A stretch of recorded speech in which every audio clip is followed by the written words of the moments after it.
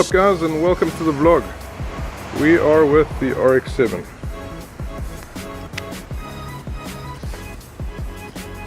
So last night I managed to get out with the R32 GTR. I just drove it around a little bit. It was a little bit of a fail video because I rushed it. I had about plus minus an hour and a half and the battery was completely flat in the car, so I fast charged it and I got it onto the road.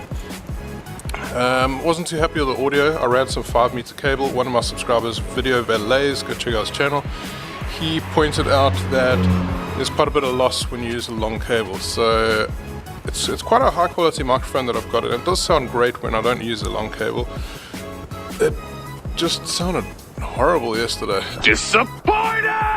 I made do with some settings that I had in Adobe Premiere, and I did some adaptive noise stuff, and it started sounding a little bit better, but still not what I wanted. Anyway, while we're here, I'm here with the RX7, and it's been a little while, so I just want to start it up. Boring video, I know, but at least you guys get to see the car. Still got all this rubbish here that I need to take off. I just have no time whatsoever. Yeah, just need to come in with some thinners or some nail polish remover, and that'll come off quick. Car's been sitting outside in this position for quite a while.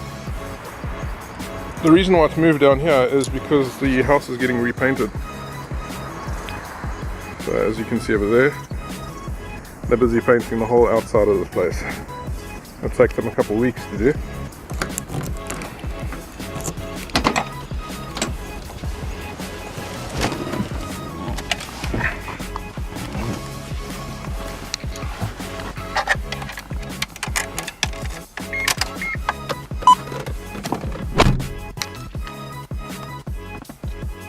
Bit of a tight fit.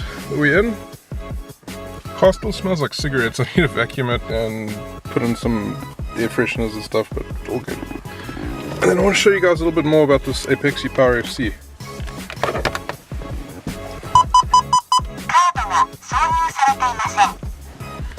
Let's start her up.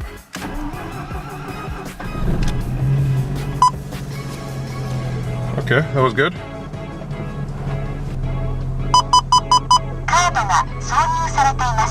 Okay, so first of all, what is the Apexi Power FC and why did I buy it and what can it do? So this is the hand controller for the unit. The Apexi Power FC sits down there. That's where the standard ECU sits, and it's kind of in this old compartment. Now it doesn't have brackets like the standard ECU, so I've just used double-sided tape, but that's good enough, it's held in. Now the hand controller is an optional extra.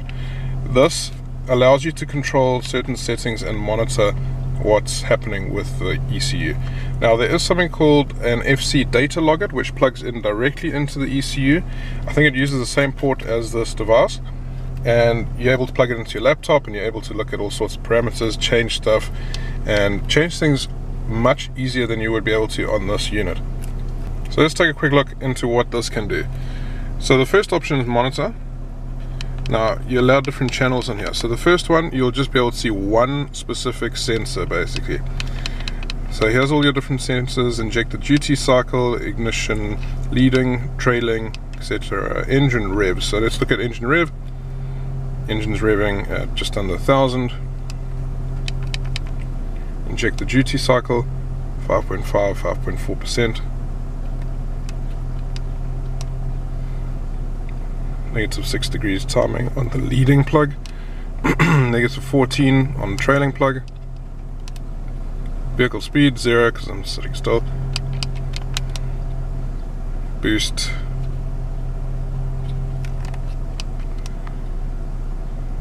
Now these little knock levels, they don't show you a value. Okay, so 2-channel is basically if I want to see 2 different figures. So for example, it's set to engine rev, I can make that speed, and then this guy I can change that to battery voltage, for example.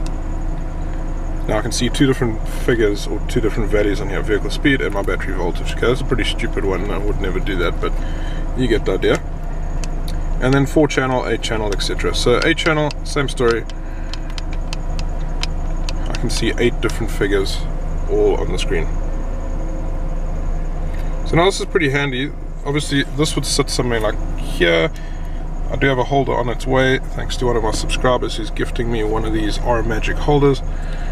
We'll talk about that when it actually arrives. But it'll sit basically somewhere over here, and I'll be able to see while I'm driving my injector duty cycle and all sorts of stuff. Ignition lead, trailing. I see there it's doing 25 degrees, 24 degrees. Okay, so those are all your monitors. Okay, then there's a map tracer.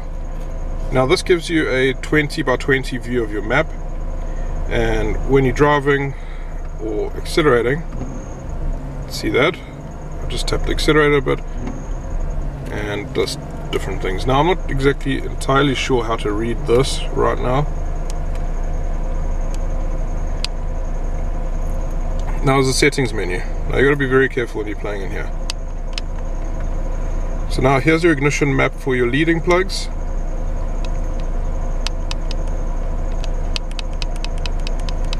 So you can basically go in here and adjust all the parameters, and you've got a 20 by 20 map.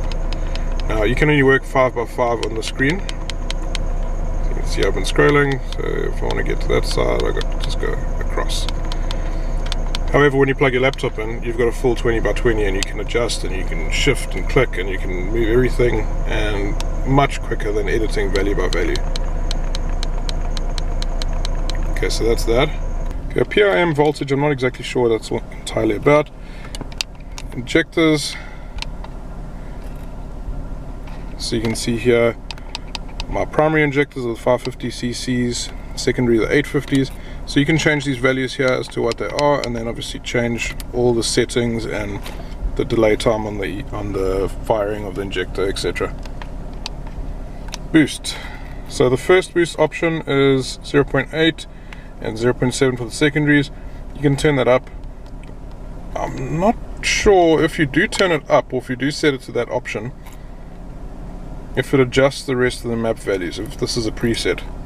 Anyway, I'm going to leave it what it is standard. So acceleration versus injector time. Now I'm not a tuner, I'm still learning, and I don't want to cut my teeth on this car. I'm going to be learning on the GTR, and you all got to learn somewhere, right? I did try tuning a little bit on my one Subaru that I had, also had an Apexi Power FC, and then dabbled in open source tuning, like literally a couple hours, and then gave it up and had a mate do it for me. And then here's all your rev limits and stuff. So rev limits 8,100. Don't know what that is. FC, maybe fuel cut. I don't know. Actually don't know. But EL I think is electrical load. That's air conditioning. AE I don't know. So idle with electrical load. So I'm guessing that's idle with air conditioning on, or lights, or radio, etc. Idle with the AC on is 900. 720 is AE. I don't know. Car's idling quite nicely. It's sitting just about 1,000. And then you've got the ETC menu. Now in here you can see what version you're running of the program. I think this is the latest version of the Commander. Sensor check. You can see what all your sensors are doing. That's pretty cool. You can set sequential turbos, injector warnings, knock warnings. You can turn that on and off. Oxygen sensor control. And then you can adjust the brightness on this. And then all data in it, that is resetting your ECU. Obviously I don't want to do that now, I'm still busy relearning my idle. But yeah, that's my Apexi Power FC in a nutshell. So I'm going to flash back to some footage from Ben when he was here with the FC Hako plugged into this RX7. And he kind of just explains a little bit about what it can do and what is on the screen at that moment in time. And I actually chose to cut that from the video previously because it was the startup and getting the car running for the first time ever, and didn't want to go technical. I just wanted to show you dudes that the car was running. Okay, brilliant. So we've got the injector map here, so we can go look at it. FR ratio 14.7, cruise area all the way up to quite rich. It's aiming for about 10.5. I was getting fuel then, which is good. IGL map and IGT. Oh, leading and trailing. So this is your ignition leading map.